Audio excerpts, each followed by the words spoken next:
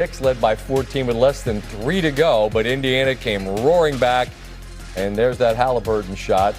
Tonight down 22 in the fourth. They cut it to 3. The Shamet shot didn't end the game, but it's one that bounces, goes straight up in the air, and you need a little luck to win anything. Both tied the game, and in the end, Indiana won and New York won. Kendrick Perkins with us in studio. And Perk, you've been on both sides of these things, man. When you are on the right side of it with New York in the fourth quarter and in overtime, you heard Karl Anthony Towns allude to the stops they got, and the ball starts going in. They made 13 of their last 14. We're watching it upstairs. Man, how'd that happen? Well, one, you got to give a lot of credit to Mike Brown, because this new offensive system that he's put in, especially, at the start of the Atlanta series where Karl Anthony Towns is running that point forward, you have so much spacing, right? And that allows Jalen Brunson to go to work and get those isolations. And it's hard to send a double team because now they have so much spacing and they have so much shooting on the floor, especially with Karl Anthony Towns.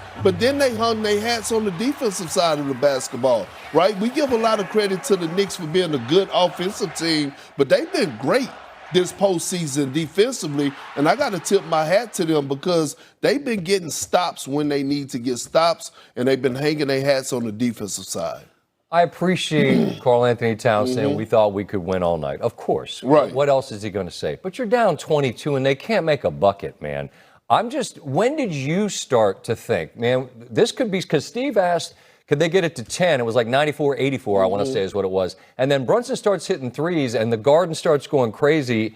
And when you're on the right side of it, it feels great. But Cleveland could just, I can't imagine what that feeling is like. When did you think it could happen? Well, the biggest thing is when you're on the road, you want to keep the crowd out of the game. And once we saw the crowd get rowdy, and all of a sudden you started to see the energy in the arena and the guys on the floor started to get life, you knew that they had an opportunity to win that basketball game. And all of a sudden, role players, Landry Shamet, they play better at home. And we started to see Mikal Bridges. He got stops. He got timely buckets, hitting big-time threes along with big body Brunson, do what he does best, and that's being one of the best closers in the game, Scott. They went after Harden, didn't they? Oh, I was waiting on that. Again, when the pressure is on, we watch Harden and the Cleveland Cavaliers fold like clean sheets. And I got to give a lot of blame to Harden and Kenny Atkinson. One, for having Harden on the floor. Like, he was a defensive liability for them all in that fourth quarter. Big body Brunson, 7 for 8 in the fourth in overtime when James Harden was defending them. When James Harden defended anybody else on the Knicks, they were 9 for 15. And last time I checked, Donovan Mitchell is still the number one option offensively for the Cavs. Yep. How many times did we see him standing in the corner and not touching the damn basketball? That's something I asked Tim Legler about, that conversation coming in a moment. I'm going to continue this conversation with you in a moment on the cost of this loss for Cleveland. Here now some thoughts from that side from Mitchell and Harden. It's one game. We could have lost by 40. Still would have been 1-0. So we just watched the film. We played, pretty solid for 3 quarters or so. We'll make adjustments and go from there. And as a leader, what's going to be your message to the guys tomorrow? I said in the locker room, just that. We lost. We blew it. All right, let's round for game 2. Simple as that. James, where's the team's mentality after a game like this? Obviously, you're going to lose games in the postseason, but to be up so big, so late, how is it harder to flush a game like this? No, we're a super confident team. Obviously we understand. We literally let one slip away, but we got a lot of positives out of this game. So we just watch film, figure out what we can correct, and put an entire game together. We'll get the Knicks side of things in a bit. Coach Brown said we attacked Harden. That's what he said, and you saw it. Brunson hit some high-level shots. I mean, if we're being fair, and we should be, Brunson hit some high leverage shots, difficult shots, but that's what he does in the fourth quarter. Donovan says it's just one loss. He's right, but when you let one of these get away like that on the road, how much more costly is it than just what the math says it is? Yeah, I mean, listen, he's right. It is just one loss, but it's a loss that's going to cost them this series.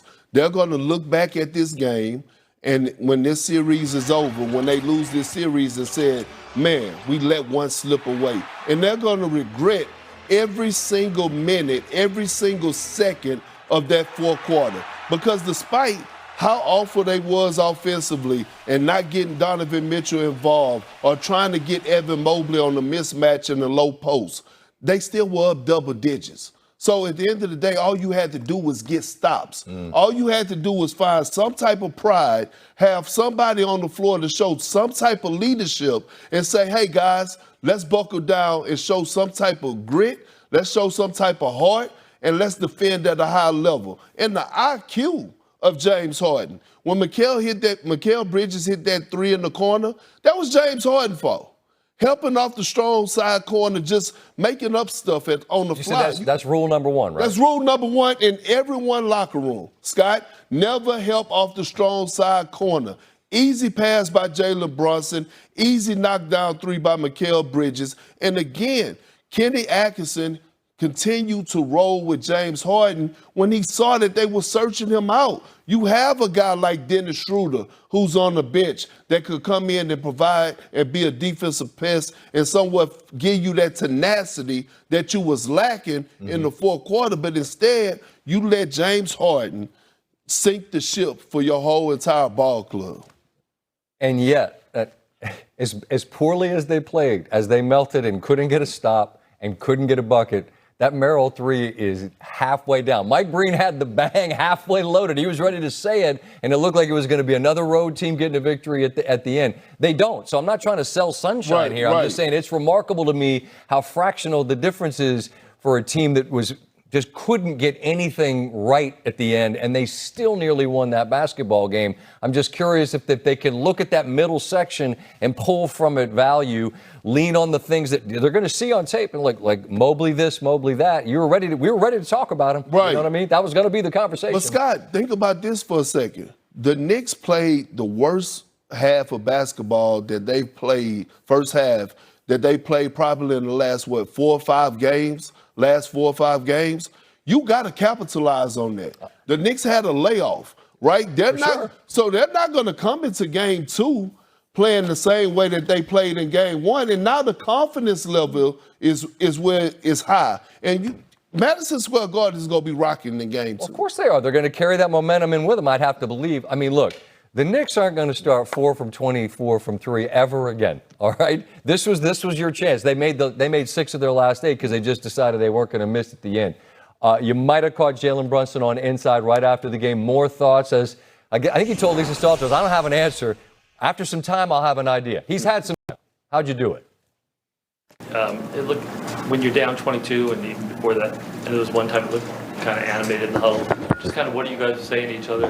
To keep each other going when it's not going right. Yeah, just keep fighting, keep chipping away. We're not going to get it back in one possession. Most importantly, sticking together.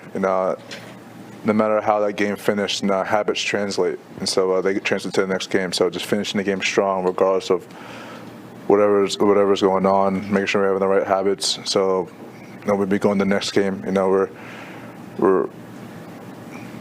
We're doing what we're doing. We're not just giving up. We don't want to give up ever. And so just having faith in each other.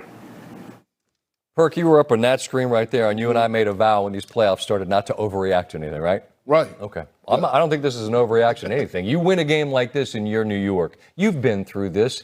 When you win a game you have no business winning, how do you kind of package it, put it in a bottle, and bring it with you to the next game? Is that something you do? Absolutely. You build from it. And, Jalen Brunson said something real special right there. He said, we got to continue to stick together, right? And I've been in a situation like this in the 2008 finals, right? When we was on the road, we was down double digits, Scott, and we had to go get that game. And it was a possession by possession game. And you could see and feel the energy, the spirit. I'm a huge body language guy. I'm always looking at body language. And at no point throughout the course of that game did I feel like the Knicks felt like they was going to lose or that they were out of it.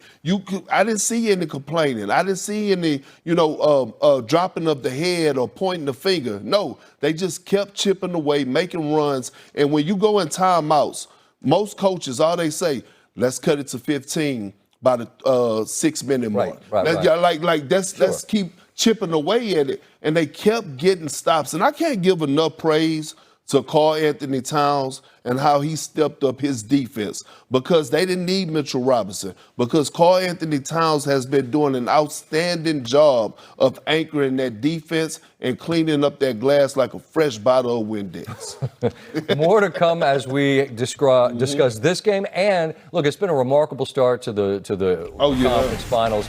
We'll continue to talk